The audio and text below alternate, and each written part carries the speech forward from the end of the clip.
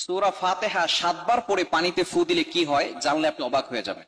অবশ্যই সূরা ফাতিহার ভিতরে কিন্তু শিফা রয়েছে এবং তিরমিজি শরীফের ভিতরে হাদিস এসেছে, নবীজি সাল্লাল্লাহু আলাইহি ওয়াসাল্লাম জানিয়ে দিয়েছেন, কোন ব্যক্তি যদি অসুস্থ হয়ে যায় এবং সূরা ফাতিহা হচ্ছে শিফা মিন কুল্লি দা, সকল রোগের ঔষধ, এবং সে যদি ৭ বার সূরা ফাতিহা পড়ে পানিতে ফু দেয়, ওই পানিটা খেলে আল্লাহ পাক রব্বুল আলামিন তাকে সুস্থতার নিয়ামত দান করে দিবেন।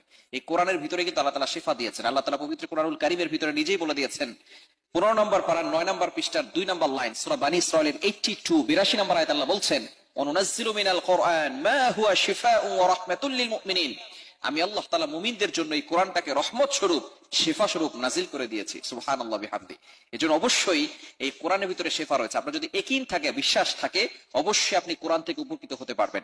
অনেকে আছে কঠিন অসুস্থতার ভিতরে পড়ে যায়, তার ডাক্তাররা তাকে নিষেধ করে দিয়েছে যে আপনি আর বেশি দিন বাঁচবেন না। অনেক এরকম হয়েছে, কোরআনের প্রতি বিশ্বাস রেখে এই সূরা ফাতিহার প্রতি আমল করে তারা এমনটা উপকৃত হয়েছেন যে যেই ডক্টর তাকে সময় দিয়েছিল 3 মাস বাঁচবেন, সেই 3 মাসের আগে ডক্টর মারা গেছে, সে এখনো বেঁচে আছে।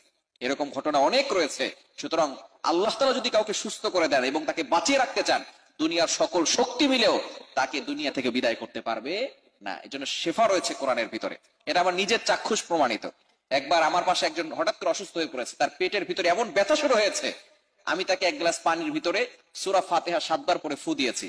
সেই পানিটা খাওয়ার সাথে সাথে আল্লাহ তাআলা তাকে এতটা সুস্থতার নিয়ামত দান করে দিয়েছেন যে পানিটা খাওয়ার সাথে সাথে আল্লাহ পাক রব্বুল আলামিন তাকে সুস্থতার নিয়ামত দান করেছেন এবং সে ফিল করতে পারছে এত সময় যে কঠিন ব্যথা তার পেটের ভিতরে শুরু হয়েছিল, পানি খাওয়ার সাথে সাথে সে সুস্থতা ফিল করছে। সুতরাং আপনিও যদি ইয়াকিনের সাথে এটা করতে পারেন, তাহলে অবশ্যই আল্লাহ পাক রব্বুল আলামিন আপনাকেও সুস্থতার নিয়ামত দান করবেন। কিভাবে আমলটি করবেন? প্রথমে আপনি দুরূদ শরীফ পড়বেন, 11 বার দুরূদ শরীফ পড়বেন। দুরূদের ভিতরে সর্বশ্রেষ্ঠ দুরূদ হচ্ছে দুরূদ ইব্রাহিম, আমরা যেটা নামাজের ভিতরে পড়ি। আল্লাহুম্মা সাল্লি আলা মুহাম্মাদ ওয়া আলা আলি মুহাম্মাদ কামা সাল্লাইতা আলা ইব্রাহিম ওয়া আলা আলি ইব্রাহিম ইন্নাকা হামিদুম মাজিদ। আল্লাহুম্মা বারিক আলা মুহাম্মাদ ওয়া আলা আলি মুহাম্মাদ কামা বারাকতা আলা ইব্রাহিম ওয়া আলা আলি ইব্রাহিম ইন্নাকা হামিদুম মাজিদ। এই দুরূদটা সকলে পারি না? এই দুরূদে 11 বার পড়বো। যদি এটা পড়তে না পারি, বেশি লম্বা হয়ে যায়, তাহলে সাল্লাল্লাহু আলাইহি ওয়াসাল্লাম, এটাও একটা দুরূদ, অথবা আল্লাহুম্মা সাল্লি আলা সাইয়্যিদিনা মুহাম্মাদ, এটাও একটা দুরূদ। আপনি ছোট ছোট দুরূদ 11 বার পড়তে পারেন। পড়ে এরপরে সূরাতুল ফাতিহা 7 বার পড়বেন, পড়ে পানিতে ফু দিবেন। এরপরে আবারও 11 বার দুরূদ শরীফ পড়বেন, পড়ে পানিতে ফু দিয়ে ওই পানিটা আপনি অসুস্থ ব্যক্তিকে খাওয়াবেন। যদি আপনি নিজে অসুস্থ হয়ে যান, তাহলে আপনিও এটা খাবেন, ইনশাআল্লাহ আল্লাহ তাআলা সুস্থতার নিয়ামত দান করে দিবেন। নবীজি সাল্লাল্লাহু আলাইহি ওয়াসাল্লামকে একবার বিচ্ছু কামড় দিয়েছিল। সাথে সাথে নবীজি সাল্লাল্লাহু আলাইহি ওয়াসাল্লাম আম্মা জান আয়েশা রাদিয়াল্লাহু তাআলা আনহাকে বলেছেন যে তুমি লবণ পানি করো, পানিটাকে গরম করে সেখানে একটু লবণ দাও।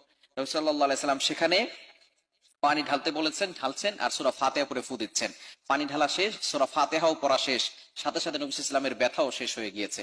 এজন্য সূরা ফাতিহার ভিতরে শিফা আছে। ইয়াকিনের সাথে ট্রাস্ট করে, আল্লাহর প্রতি যদি বিশ্বাস রেখে আপনি সূরা ফাতিহার আমল করে